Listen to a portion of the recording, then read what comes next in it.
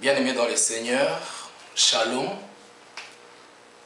Nous voulons écouter l'exhortation de ce soir. Voilà pourquoi nous allons prier avant d'écouter cette parole. Seigneur, nous te sommes infiniment reconnaissants pour ces moments magnifiques que tu mets à notre disposition. Bénis ces moments, ô Dieu, et bénis toute personne qui va écouter ta parole, ô Seigneur. Et nous prions enfin que cette parole tombe sur une terre fertile, ô Dieu, et que cela produise des fruits dignes de repentance. Au nom de Jésus, nous avons ainsi prié. Amen. Bien-aimés dans le Seigneur, Shalom, Shalom. Nous voulons écouter la parole de Dieu avec un thème extraordinaire, un thème qui va te pousser à chercher Dieu, un thème qui va perfectionner ta vision de la marche chrétienne. Et bien aimé dans le Seigneur, ce thème va encore nous édifier.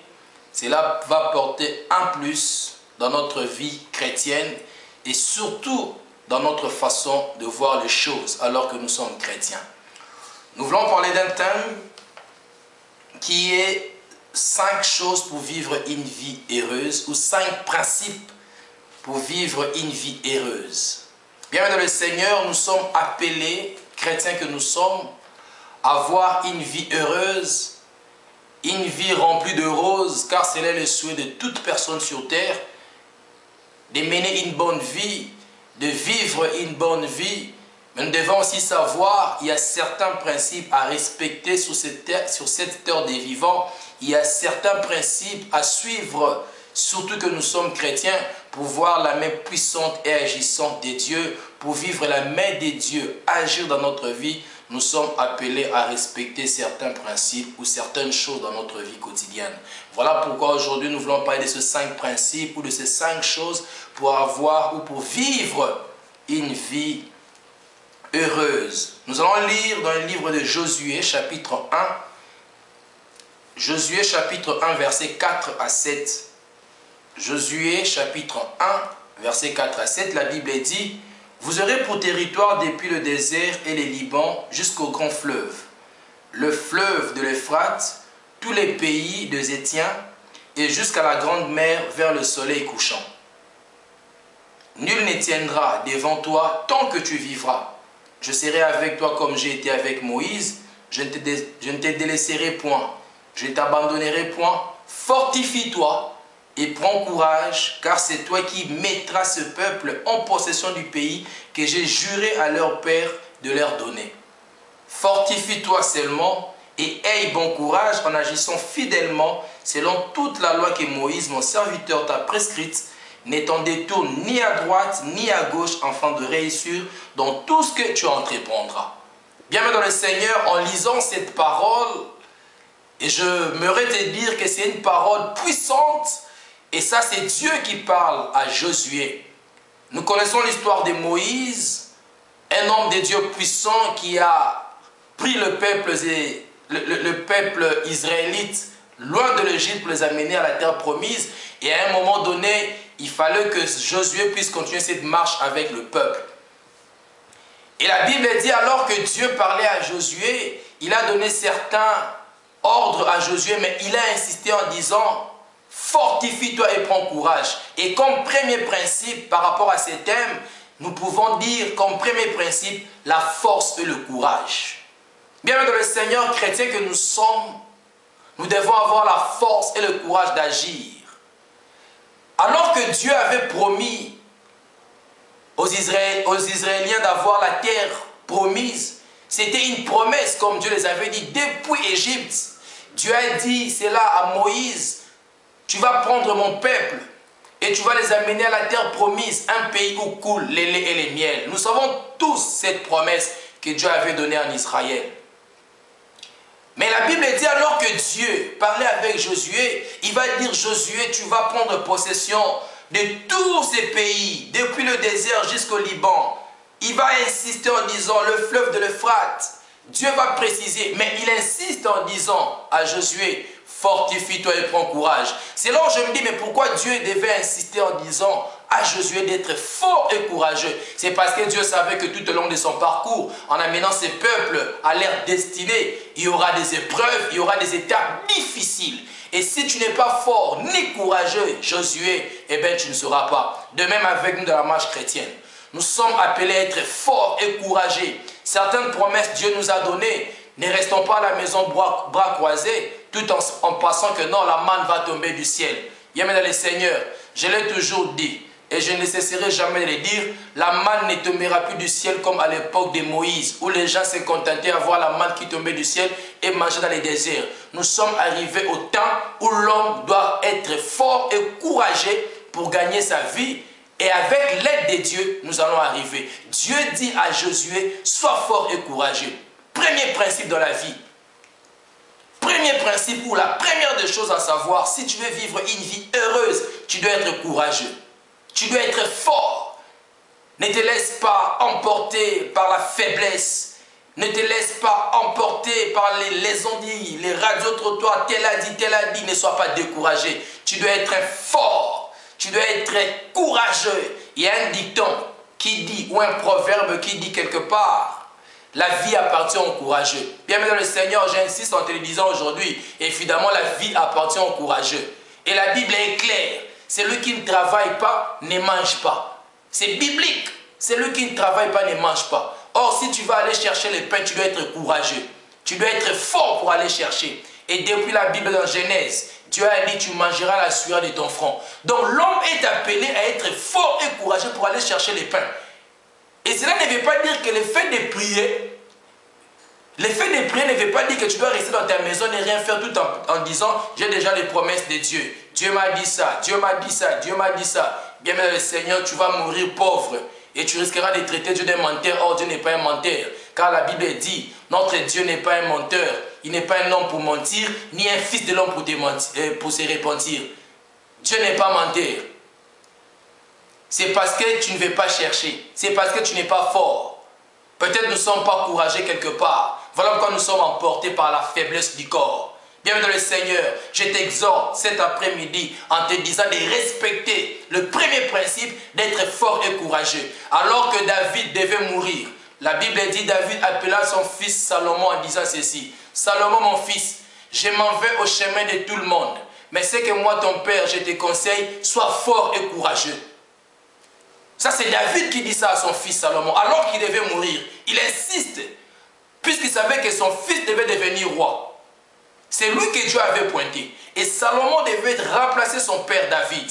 Mais David, avant de mourir, il insiste en disant à son fils, tu seras roi en Israël, mon fils. Mais c'est que je t'ai dit avant ma mort, sois fort et courageux.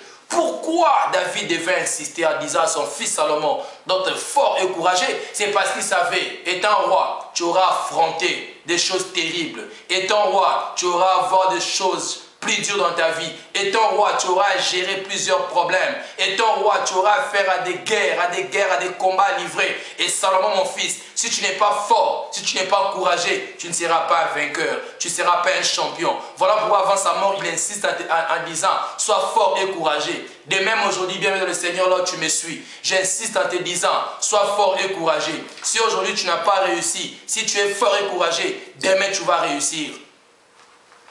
Sois fort et courageux. Premier principe à respecter. Bienvenue dans le Seigneur, la marche chrétienne, c'est une marche qui demande la force, l'endurance, le courage. Et j'insiste en te disant cela. Respectons le premier principe. Soyons forts dans le combat. Soyons forts dans les épreuves. Soyons forts quand ça ne va pas. Allons chercher. Cherchons. Et la Bible dit, celui qui cherche trouve. Dieu dit, cherchez, vous trouverez. Et ceux qui cherchent, ce sont les courageux. Ce sont les courageux qui cherchent et qui trouvent. Bien dans le Seigneur, soyons forts. Quand la Bible dit, même les royaumes des cieux appartiennent aux violents.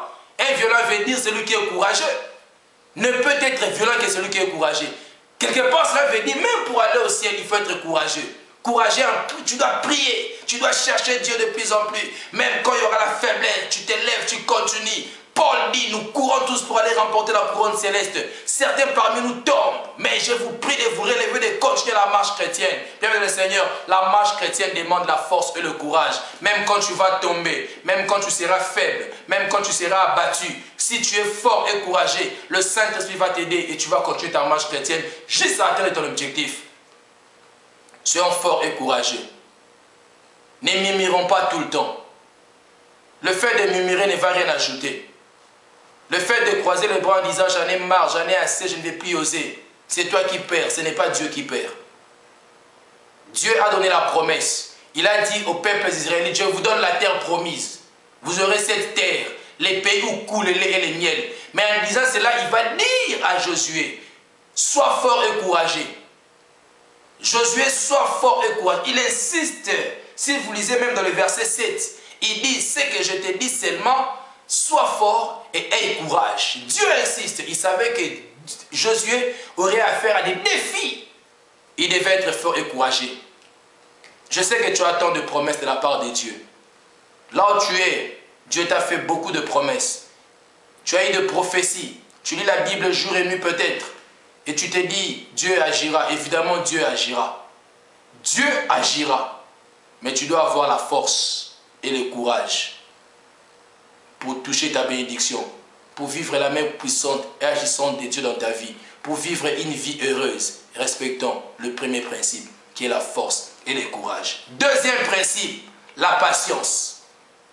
La patience. Bienvenue dans le Seigneur, après la force et le courage, comme deuxième principe ou la deuxième des choses à avoir, c'est la patience. Soyons patients. Soyons patients. La marche chrétienne demande beaucoup de patience. Et la patience, c'est parmi les fruits de l'esprit. Parmi les fruits de l'esprit, la Bible est digne de être patient. Bienvenue dans le Seigneur, la plupart des gens ont échoué dans leur vie simplement à cause de la manque de patience. Simplement parce qu'ils n'étaient pas patients. Si Dieu nous a fait une promesse, nous devons attendre. Nous devons attendre la promesse de Dieu. Cette promesse, même si elle tarde, la Bible dit, cette promesse finira par s'accomplir. Bienvenue dans le Seigneur, j'insiste en te disant, ce soir, cet après-midi là où tu me suis, j'insiste en te disant, nous devons être patients. On va lire nos Bibles, le livre de Habakkuk, chapitre 2. On commence par le verset 1. La Bible dit, j'étais à mon poste et je me tenais sous la tour. J'ai veillé pour voir ce que l'Éternel me dirait et ce que je répliquerai après ma plainte. L'Éternel m'adressa la parole et il dit, écris la prophétie, grave-la sur des tables, afin qu'on la lise couramment. Car c'est une prophétie dont le temps est déjà fixé. Elle marche vers son terme et elle ne mentira pas. Si elle tarde, attends-la, car elle s'accomplira certainement. Oh, bienvenue dans le Seigneur, notre Dieu est bon. Notre Dieu est bon. Quand je lis Habakkuk chapitre 1, verset 1 jusqu'au verset 3, Dieu est clair. Habakkuk dit, j'étais à mon poste. Je me tenais à la tour. Habakkuk était là. Il veillait pour voir ce que l'Éternel dira. Et la Bible dit, Dieu va dire, l'Éternel va prononcer une parole. Il va dire, Habakkuk, la promesse est là. Même si elle tarde, le fait que Dieu dit, si elle tarde, attends-la. Le fait de dire à quelqu'un d'attendre, cela symbolise la patience. Dieu dit à Habakkuk, même si elle tarde, attends-la. Elle finira certainement par s'accomplir. Bienvenue dans le Seigneur, quelle promesse Dieu t'a dit? Quelle révélation, quel songe, quel rêve tu as eu de la part de Dieu? Sois patient. Sois patient. Cette promesse, comme Dieu a dit à Habakkuk, elle finira certainement par s'accomplir. Quelle assurance de la part de cet homme de Dieu. Mais Habakkuk dit au début du verset, j'étais à mon poste. Il était où quand il attendait? À son poste. Et le poste, c'est quoi? Être dans la présence de Dieu. Il était à son poste. Il ne s'est pas dit, mais voilà comme ça tarde, je m'en fous, je vais aller chercher ailleurs. Non, il était à son poste. Elle attendait. Et Dieu dit, même si elle tarde, attends-la. Oh, je viens dire à quelqu'un ce soir, même si les promesses de Dieu dans ta vie durent longtemps comme l'oiseau rare au soir du printemps, viens dans le Seigneur, elle finira par s'accomplir. Si tu as une promesse de la part de Dieu, sois patient. Laisse le temps au temps, comme les gens aiment bien dire. Laisse le temps au temps, comme les gens aiment bien dire. Ne sois pas pressé. Les paniers circulent encore. Si nous sommes à 10 ou à 20 et que la première personne a déjà reçu le panier, tranquillise-toi. Si tu es 10e personne, tu finiras par avoir les paniers. Sois patient. La plupart des gens ont échoué dans la vie à cause de la manque de patience. Ils ont un cœur chaud. Ils veulent tout le temps recevoir du coup. Or, nous sommes appelés à être patients. Et c'est parmi les fruits de l'esprit. Deuxième principe à respecter pour vivre une vie heureuse. Soyons patients. Soyons patients. La bénédiction de l'autre, que cela soit une joie pour toi. Ne t'aimez pas à murmurer. Ne t'aimez pas à maudire l'autre parce que lui, il a réussi. Parce que Dieu a agi. C'était son temps. Il était aussi patient. Attends aussi à ton tour. Dieu finira par agir.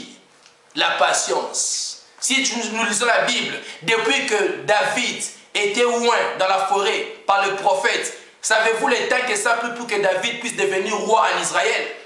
Alors qu'il avait déjà l'onction royale. La Bible déclare cet homme David dans la forêt. Il avait déjà l'onction royale. Mais pour arriver jusqu'au trône, il devait passer des étapes et des étapes. Il devait combattre Goliath. Il devait même affronter Saül qui est devenu son ennemi après. Cela a pris du temps. Mais il avait déjà reçu la promesse que tu seras roi parce que Dieu t'a choisi. Mais David était patient. Il pouvait dire, j'ai déjà l'onction royale. Dieu m'a dit que je serai roi. Alors que Saül cherche à me tuer, je peux aussi tuer Saül pour prendre la royauté parce qu'il avait déjà la promesse. Mais David était patient. Il se disait, quand le temps de Dieu va arriver, je serai roi. D'une manière ou d'une autre, David savait qu'il deviendra roi en Israël parce qu'il avait déjà reçu la promesse. Mais il était patient. De la forêt, de la brousse jusqu'au trône. De la brousse jusqu'au trône, cet homme David était patient. Et la marche chrétienne, bien le Seigneur, demande beaucoup de patience. C'est parmi les fruits de l'esprit que nous devons avoir. Voilà la deuxième des choses à savoir dans la vie pour vivre une vie heureuse. Voilà le deuxième principe à respecter sur cette terre des vivants pour vivre une vie heureuse. Attends à ton tour. Chacun de nous est venu au monde à un jour précis. Et chacun de nous va quitter ce monde à un jour précis. De même avec la bénédiction. Chacun sera béni à son tour. Dieu n'est pas un menteur. Soyons patients. Ne traitons pas Dieu d'un menteur parce que ça tarde. Habakkuk dit, j'étais à mon poste. Et Dieu dit, attends-là, Habakkuk. Même si, et ce que j'aime dans ces versets, la Bible dit, même si elle tarde, ça dit pour dire que la bénédiction de l'Éternel peut aussi tarder à venir. Dieu peut te faire une promesse aujourd'hui en 2013 que nous sommes. Et l'accomplissement de cette promesse ou de cette prophétie peut se réaliser en 2020, en 2015, 2014. Cela dépend du temps que Dieu avait prévu pour toi. Et bien que le Seigneur, quand le temps de Dieu arrive, personne ne pourra encore s'opposer. Personne ne pourra encore s'opposer. Je connais plusieurs personnes qui vivent aujourd'hui une vie heureuse simplement parce qu'ils étaient patients. Ils ont reçu la promesse de Dieu. Ils étaient patients pour atteindre l'accomplissement. Aujourd'hui, ils sont heureux. Soyons patients. Soyons patients, bien le Seigneur.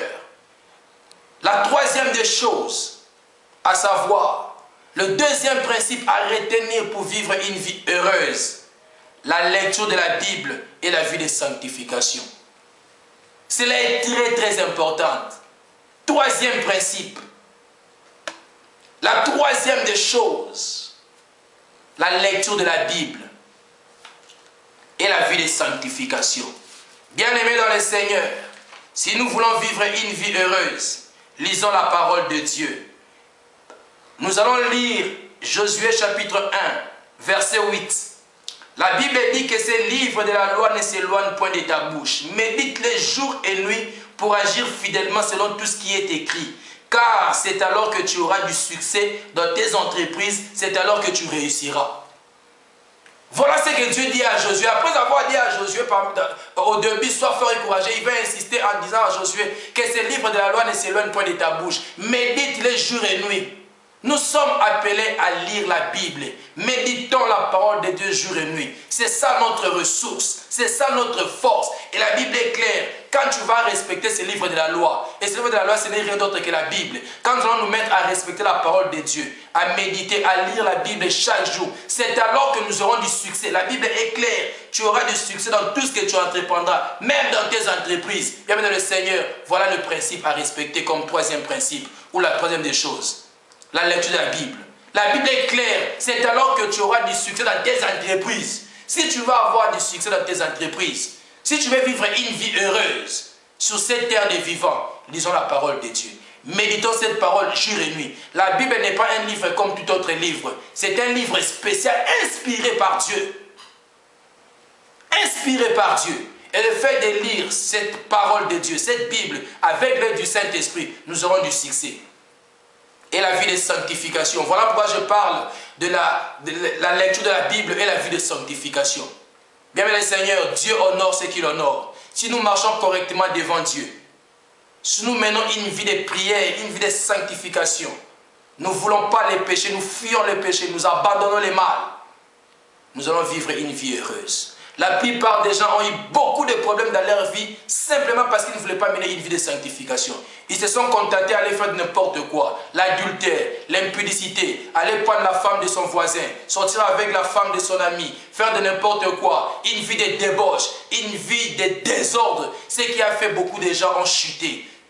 C'est la raison pour laquelle la plupart des gens n'arrivent pas à réussir dans la vie. Ils pensent que Dieu est menteur. Or, on ne peut pas tromper Dieu. La Bible déclare, Dieu voit une fourmi noire dans un trou noir dans le noir. Il voit une fourmi noire dans un trou noir dans le noir. Quel que soit le mal où nous faisons le noir, Dieu nous voit. Et c'est la raison pour laquelle ce que nous sommes en train de faire ne réussissent pas, parce que nous ne menons pas une vie de sanctification. Notre vie est sale devant Dieu. Notre vie n'est pas correcte devant Dieu. Et voilà pourquoi tout ne marche pas. Bien-aimé le Seigneur, j'insiste en te disant cet après-midi, là où tu me suis, là où tu es, j'insiste comme troisième principe à respecter. Marchons dans la vie de sanctification. Lisons la Bible, fuyons les péchés, abandonnons les mal. On va voir la main puissante et agissante de Dieu. Cela est très important. Cela est très capital dans la marche chrétienne. 5 principes ou 5 choses pour vivre la main puissante de Dieu. 5 choses ou 5 principes pour vivre une vie heureuse. Nous sommes appelés à mener une vie heureuse sur cette terre. Une vie heureuse, nous sommes appelés à mener cette vie-là. Mais il y a des principes à respecter. Il y a certaines choses à respecter. Et parmi les choses, je vous ai dit au début, comme premier principe, la force et le courage. Deuxième principe, la patience. Et nous sommes au troisième principe, qui n'est rien d'autre que la lecture de la parole de Dieu et la vie de sanctification. Lis la parole de Dieu. Ça sera une bénédiction pour toi. Quand tu seras faible et découragé, c'est cette parole qui va te fortifier. Quand tu seras abattu, désemparé, c'est cette parole qui va te consoler. Bienvenue le Seigneur, attache-toi à la parole de Dieu. Accroche-toi à Dieu. Quatrième principe, quatrième chose à savoir pour vivre une vie heureuse. La quatrième des choses, ou le quatrième principe, avoir la sagesse et l'intelligence. Bienvenue le Seigneur, nous devons être sages et intelligents. Nous sommes appelés à être sages et intelligents. Beaucoup de gens ont échoué dans la vie simplement à cause de la manque de sagesse. Voilà pourquoi quand Salomon est devenu roi en Israël, alors qu'il priait Dieu, il a dit, Seigneur, donne-moi la sagesse et l'intelligence pour bien gouverner ce peuple. Salomon savait que pour vivre une vie heureuse dans ma royauté, je dois avoir la sagesse et l'intelligence. Voilà pourquoi il est insistant en disant, Seigneur, au-delà de tout, donne-moi la sagesse et l'intelligence. Et j'aimerais te dire aujourd'hui, nous sommes appelés à avoir la sagesse et l'intelligence de la part de Dieu. Et c'est cette sagesse qui fera de nous de grandes personnes. C'est cette sagesse qui fera de nous de grandes personnes dans cette terre sur cette terre des vivants. Et la Bible est claire en disant, soyez sages comme la colombe et prudents comme les serpents. Pourquoi Dieu doit dire ça? La Bible dit, soyez prudents comme les serpents et sages comme la colombe. La colombe est sage. La colombe est sage. Et celui qui est sage évite les méchants. David avait compris. On va lire Psaume chapitre 1, verset 1 jusqu'au verset 3. David dit ceci dans Psaume chapitre 1 jusqu'au verset 3. Il dit, heureux l'homme qui marche, et heureux l'homme qui ne marche pas selon le conseil des méchants, qui ne s'arrête pas sur la voie des pécheurs, et qui ne s'assied pas en compagnie des moqueurs, mais qui trouve son plaisir dans la loi de l'Éternel, et qui la médite jour et nuit. Il est comme un arbre planté près d'un courant d'eau qui donne son fruit en sa saison et dont le feuillage ne se flétrit point. Tout ce qu'il fait lui réussit. Alléluia. Dieu est magnifique. Ça c'est David qui dit ça. Ça c'est David qui dit ça. Heureux l'homme qui ne marche pas selon les conseils des méchants. Celui qui est sage et intelligent ne va pas s'asseoir avec les méchants. Il va fuir les méchants parce que les méchants vont te conduire dans la ruine. Et David avait compris ces choses. Il dit, celui-là est comme un arbre planté près des eaux. Il compare l'homme à un arbre. Cela veut dire, si tu es sage, si tu es intelligent, dans cette vie où nous vivons ici sur terre, bien dans le Seigneur, si tu es sage, tu es comme un arbre planté près des eaux.